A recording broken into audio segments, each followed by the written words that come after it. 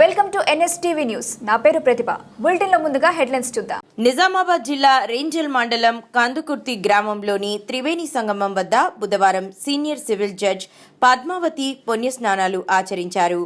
ఈ సందర్భంగా త్రివేణి సంగమం కమిటీ సభ్యులు వారిని ఘనంగా సన్మానించారు. అనంతరం ఆమె మాట్లాడుతూ జిల్లా లీగల్ సర్వీసెస్ అథారిటీ ఆధ్వర్యంలో న్యాయ సేవలు ప్రజలందరికీ అందించాలనే ఉద్దేశంతో ఈ సంస్థను ఏర్పాటు చేయడం జరిగిందని అన్నారు.